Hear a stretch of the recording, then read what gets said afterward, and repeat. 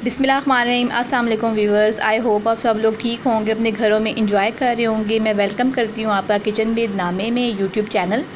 आज मैं आपके लिए जो रेसिपी लेकर आई हूँ वो करीमी बादामी मटन करी है, जो कि बहुत ही मज़े की तैयार होगी। आप उसके इंग्रेडिएंट्स नोट कर लीजिए। हमें मटन चाहिए होगा 1 किलो। इसी के साथ ही जिंजर और गार्लिक का पेस्ट हम लेंगे 2 टेबल स्पून। हरी मिर्ची हम लेंगे कुटी हुई 1 टेबल स्पून। टमाटो प्यूरी हम लेंगे 1 कप। ये मेरे पास ऑल पर क्रीम है, ये हम 1 पैक लेंगे। इसी के साथ ही नमक लेंगे हम 1 टीस्पून, और ये मोटा धनिया कुटा हुआ मेरे पास मौजूद है, ये 1 टीस्पून है। गरम मसाला पाउडर 1 टेबल स्पून और काली मिर्च का पाउडर 1 टीस्पून। ये प्याज आप देख रहे हैं, ये मैंने प्याज ली है 4 से 5 अदद, और पानी हम लेंगे हस्बे ज़रूरत। और इसको हम बादाम जो है वो हम उसके एंड पे डालेंगे जब हमारी जो है वो हांडी वगैरह तैयार हो रही होगी। तो सबसे पहले हम स्टार्ट करते हैं अपनी रेसिपी को। तो इसको बनाने के लिए सबसे पहले आपको 1 कप ऑयल की ज़रूरत होगी। आपने उसमें प्याज को ब्राउन कर लेना है, लाइट ब्राउन आपने करना है प्याज को। और इसी के साथ ही इसमें आपने मटन को शामिल कर देना है।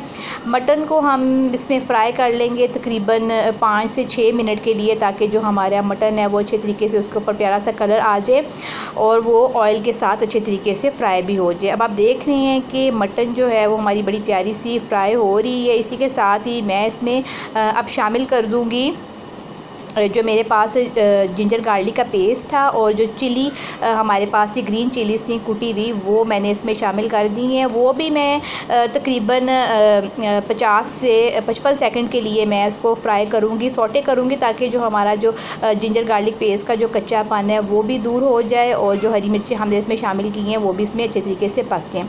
अब इसी के साथ ही जो मैंने आपको मसाला जात बताए थे वो आपने इसमें शामिल कर देने हैं।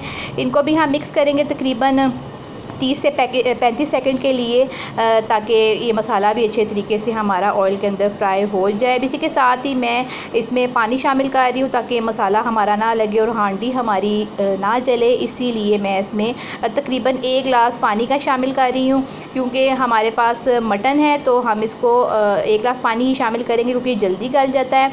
तो 5 मिनट तक मैं इसको तकरीबन ढक के रखूँगी। उसके बाद आप देख रहे हैं कि मैंने इसको खोला है जब, तो फिर आप देख रहे हैं कि इसके जो सारे मसाले वगैरह थे वो अच्छे तरीके से इसमें जो मैंने पानी शामिल किया था उसमें मिक्स हो चुके हुए हैं।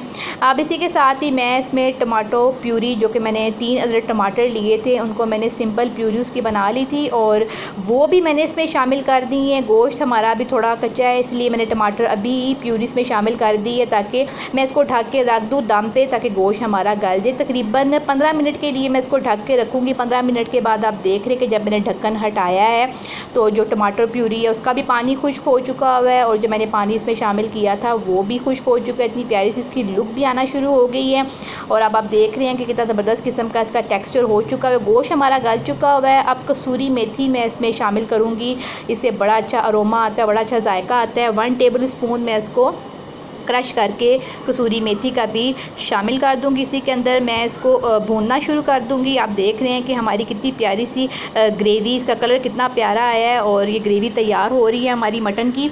अब इसी के साथ ही आप देख रहे हैं कि मैंने इसको दोबारा से फ्राई करना शुरू कर दिए। गोश्त हमारा गल चुका हुआ है। अब जो मेरे पास क्रीम थी 1 पैकेट, उसको मैंने अच्छे तरीके से बीट कर लिया था, और क्रीम मैंने इसमें पोर कर दी है। अच्छा, अब हम क्रीम को जैसे पोर करेंगे तो आपने इसमें फ़ौरन से चम्मच हिलाना शुरू कर देना है, और चूल्हे की जो आंच है आपने कम कर देनी है, ताकि आपकी क्रीम जो है वो फटे नहीं। अब आप देख रहे हैं मैं इसको बड़े अच्छे तरीके से ग्रेजुअली मिक्स कर रही हूँ, और कितना प्यारा इसका लुक भी आ रहा है। और अब मैं आपको बताती हूँ, जो बादाम मैंने आपको बताए थे, आधा कप मैंने बादाम लिए हैं, इनको मैं ग्राइंडर में पीस दूँगी। मोटा मोटा मैं इसको पीसूँगी बादामों को। और अब आप देख रहे हैं कि ये पीस चुके हुए हैं। अब मैं इसमें शामिल कर दूँगी बादाम, इससे बड़ा अच्छा जायका आएगा। तो व्यूअर्स, मैं आपसे जो बात करना चाहती हूँ, हांडी तो हमारी तैयार हो ही रही है, इसके साथ साथ तो सितारा जो हैं उनके बारे में मैं आपसे बात करना चाह रही थी, जो उनके साथ हुआ है, और जो कि नहीं होना चाहिए था। उनकी बहुत ज़्यादा हिम्मत है, है और बहुत ज़्यादा वो ब्रेव हैं।